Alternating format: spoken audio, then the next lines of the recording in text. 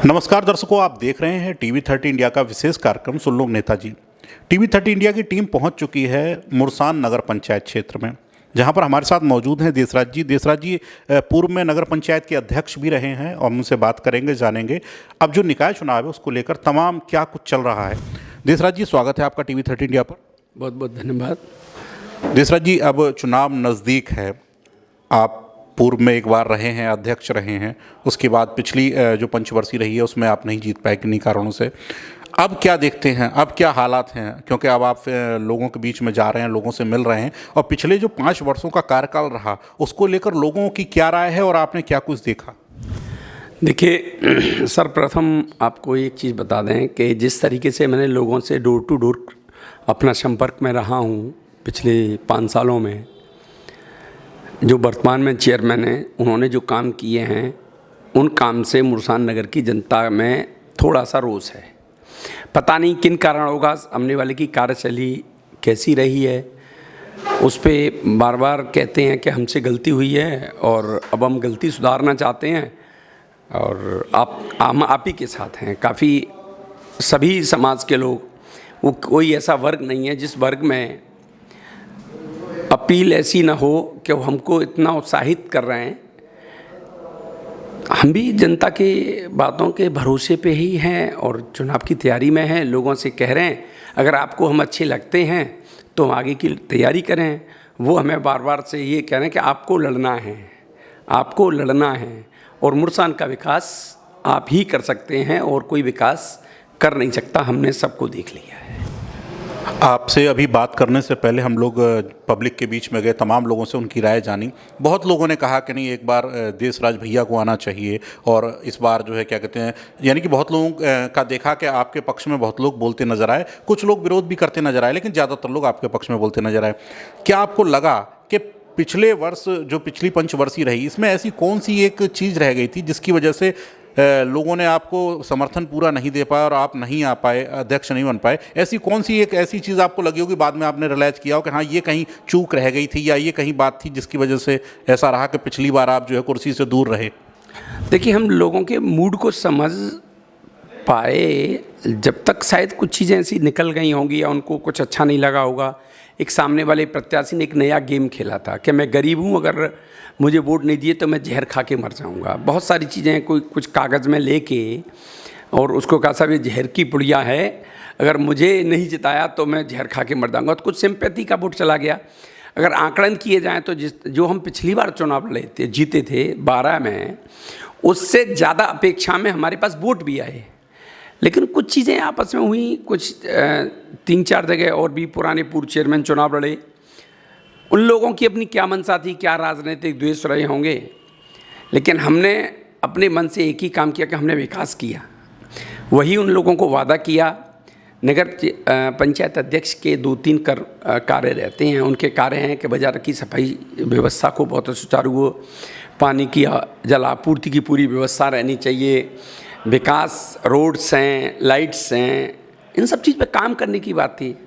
तो हमने सोचा कि अच्छा से अच्छा करने का कोशिश किया। हम लोग बड़े बड़े शहरों में बैठे, बड़े बड़े अच्छे लोगों के साथ बैठे, इंजीनियरों के साथ ना, इन सब टेक्निकल पे हमने काम किया और राय लेके काम किया। जो अपने पूर्व इंजीनियर रहे थे, हमने पीडब्ल्यूडी में भी काम किया, और भी इंजीनियर से, नगर निगम के बहुत सारे चेयरमैन भी रहे थे।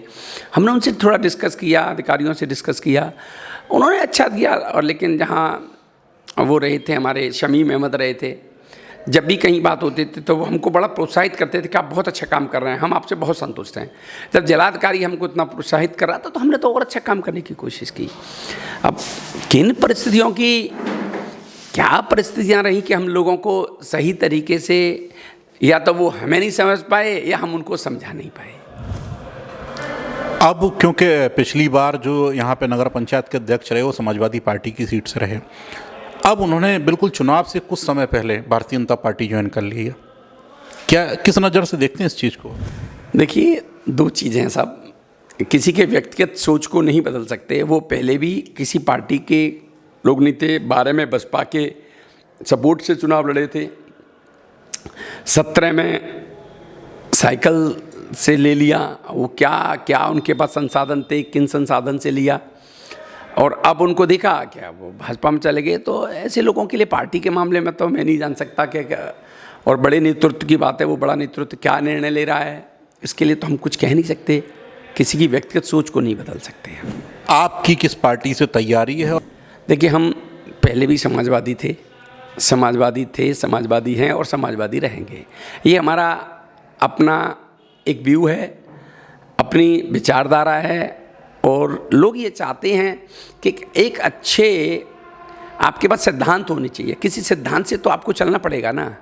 अगर आप किसी भी पार्टी में रहें, उस पार्टी के सिद्धांत आपके पास होने चाहिए कि आपके पास मुद्दा क्या है। हमें सत्ता से कोई मतलब नहीं है, हमें व्यक्तिगत विचारधारा से जुड़ना है। विचारधारा क्या कहती है, उस विचारधारा के साथ चलना चाहिए। हमारे लोग हमसे खुद कहते हैं कि नहीं, आप समाजवादी से ही लड़िए। हम तो पिछली बार निर्दलीय भी लड़े थे, तो अभी हम करीब 200 वोट से आसपास से हारे थे चुनाव। हम चुनाव जीतने में पिछली बार भी कोई न, जब हम चुनाव जीते थे उससे भी अधिक हमें 300 वोट मिला। हमारे पड़ोस के एक और थे जो हमारे विपक्ष में भारतीय 17 में चुनाव लड़े थे, गिरिराज किशोर शर्मा, वो भाजपा से लड़े थे। पहले वो हमारे साथ थे, उनको कुल 452 वोट मिला था, हमको 2250 वोट मिला था, 2270 के आसपास वोट मिला था। ऐसा नहीं हमने काम नहीं किया, सामने वाले को भी 2500 के आसपास वोट मिले, ऐसा नहीं है। तो परिस्थितियाँ थीं, लेकिन पार्टी की बात है तो पार्टी के साथ जुड़े हैं। और पार्टी से ज़्यादा ये चुनाव जो है, ये लोकल चुनाव है, ये व्यक्तिगत चुनाव है, ये किसी पार्टी बेस का चुनाव नहीं है। जातीय आंकड़ों पर लोग राजनीति करें वो अलग बात है, लेकिन सही मायने की बात तो है कि ये मुरसान या ग्राम पंचायत या नगर पंचायत, ये दो ऐसे मुद्दे रहते हैं चुनाव में कि वो व्यक्तिगत छवि या व्यक्तिगत कार्यशैली के ऊपर निर्भर करता है कि सामने वाले का आचरण कितना अच्छा है, कितना खराब है। ये तो हमें निर्णय करना है और जनता को निर्णय करना है कि किसके लिए जाएंगे। अगर मुरसान नगर पंचायत की बात की जाए तो यहाँ पे सबसे ज़्यादा जो वोट, अगर जाति समीकरणों को देखा जाए तो कुशवाहा समाज के वोट हैं, ब्राह्मण समाज के वोट हैं और वैश्य समाज के वोट हैं। जो जाट समाज के वोट हैं वो शहरी जो नगरीय क्षेत्र है उसमें कम है। तो आप कौन से ऐसे जाति आंकड़े बैठ रहे हैं आपके, जिससे आपको लग रहा है कि आप ये चुनाव निकाल ले जाएंगे? जातीय आंकड़े लोगों की सोच हो सकती है। हम लोगों के दिल पे काम जो किया है, व्यक्तिगत, अब पुरुषों की तो राजनीतिक लोग होते हैं, महिलाएं राजनीतिक नहीं हो सकती। आप किसी भी मोहल्ले में जाके किसी भी महिला से पूछें तो वो सीधे देसराज सिंह नाम न लेते हुए कहेंगे हम तो देसू भैया के साथ हैं।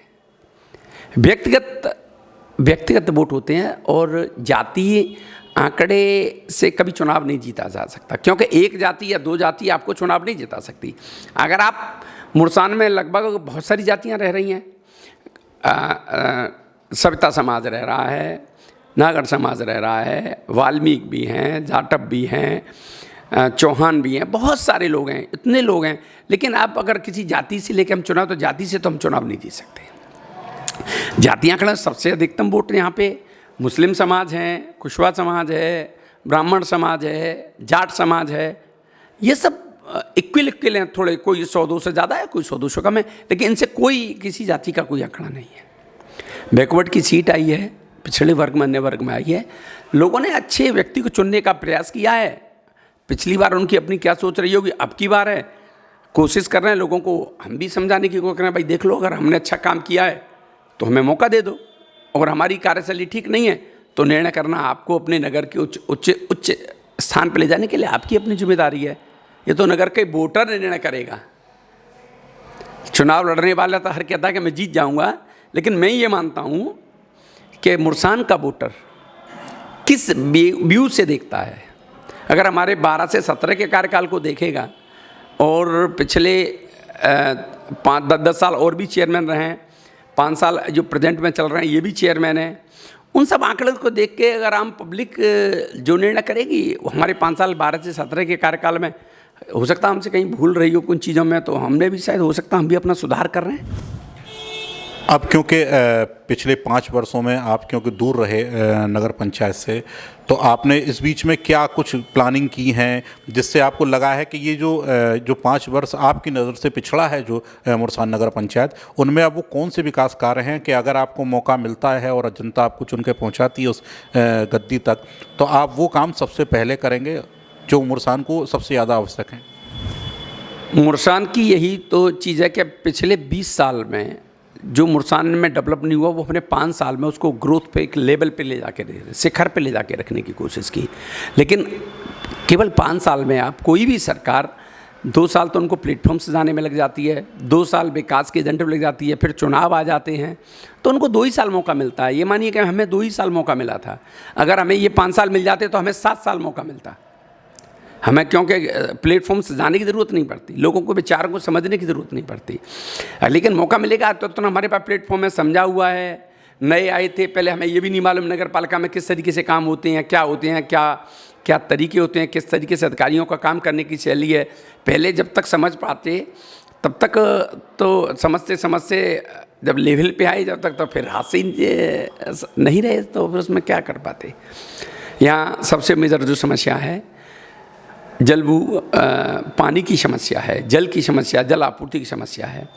हमने भी प्रयास किया था, लेकिन अब हमारी नई शैली है। हमने और भी बड़े बड़े शहरों में, गोवर्धन है और भी बड़े शहरों को देख रहे हैं, गरीब लोगों के लिए पानी की बहुत बड़ी समस्या होने वाली है, क्योंकि हर गरीब की कोई भी समर पहले 15-20 हज़ार रुपये में लग जाती थी, अब वो समर 35 से 40 हज़ार रुपये में लगती है। जो मजदूरी 400 रुपये की, 300 रुपये की झाड़ी कर रहा है, यह बहुत गरीब हैं जिन पर रहने के नहीं है, वो संसाधन इतना कहाँ से जुटाएं। तो हमें गरीब लोगों को लेके और अमीर तक पहले गरीबों के बारे में सोचना चाहिए। जो मजदूर है पहले उसका ख्याल रखना चाहिए, उसको जल आपूर्ति स्वच्छ जल देने की जिम्मेदारी नगर पालिका की है, नगर पंचायत की है, जो अब तक नहीं हुई है। मैं उस पर सबसे पहले काम करूँगा। मुरसान में एक बहुत मुद्दा उठा था राजा महेंद्र प्रताप जी की मूर्ति का। एक पार्क है जहाँ पे उनकी मूर्ति स्थापित है, उसके रखरखाव और साफ़ सफाई को लेकर, प्लस एक मूर्ति लगाई गई थी जिसका विरोध भी हुआ था, कई लोगों ने समर्थन भी किया था, तो उस पर आप क्या सोचते हैं? देखिए, मैं ये सोचता हूँ कि उस मुद्दे में मैं पहले तो कभी बोला नहीं, लेकिन ये सब मूर्ति हटने के बाद, ये करने के बाद ये सब चीज़ें हुई। या तो सामने वाले ने क्या प्लान की कि एक बिहार के नेता की मूर्ति रख दी, जबकि राजा महेंद्र प्रताप जो देश की आज़ादी के लिए महानायक थे, और महानायक के उनकी जन्मस्थली थी ये मुरसान लैंड। उससे पहले सब उन्हीं की ज़मीन थी। जो यहाँ पुराने आवास जो भी रह रहे हैं सब उन्हीं की दी हुई है, गरीबों की हो चाहे वो अमीर रहे हों। अब वो विचारधारा की बात थी, लोगों ने अपना अपना मुद्दा बनाया, राजनीतिक मामला था ये। किसी तरीके से सविता समाज के लोग और जाट समाज के लोग आपस में बैठ जाएं तो हमें इसका राजनीतिक लाभ मिल जाए, लेकिन पुलिस प्रशासन की बहुत अच्छी जिम्मेदारियां रहीं और सब चीज़ को सही तरीके से सेटअप किया गया। हमने तो इस मामले में कोई ज़्यादा बोलने का कोशिश नहीं की। क्यों? हम नहीं चाहते कि हमारा बोलना एक राजनीतिक मुद्दे में कन्वर्ट हो जाता है, इसलिए हमने उस चीज़ में ज़्यादा न कहते हुए, लेकिन वहाँ एक ऐसी स्थान था जहाँ जो स्थान राजा महेंद्र प्रताप को मिलना चाहिए था, जो सम्मान मिलना चाहिए हमें अपने लोगों के, हमें एक गर्व होना चाहिए कि हम ऐसे महानायक की, देशभक्त की जन्मभूमि में जी रहे हैं, जीवन सीखने काल में उनके आदर्शों पे हमें चलना चाहिए। उन्हें अपने आने वाली पीढ़ी के में उनके त्याग के बारे में बताना चाहिए कि देश की आज़ादी में ये योगदान राजा महेंद्र प्रताप का रहा था। लेकिन लोगों को समझाने की, बताने की ज़रूरत है। हमने तो हमेशा प्रयास किया कि आज़ादी के कोई भी महानायक हों, कर्पूरी ठाकुर के स्थान पर आज़ादी से जुड़े हुए किसी भी महानायक को रखते, लेकिन उसमें सर्वप्रथम राजा महेंद्र प्रताप जी को मिलना चाहिए था। लेकिन इसमें जातिवाद की बात को लेके कई सारे मुद्दे गर्म हुए, लेकिन हमने कहा कि भाई शांति बनाइए, जो उचित है निर्णय शासन के ऊपर छोड़ दीजिए, किसी से युद्ध करने की आवश्यकता नहीं है।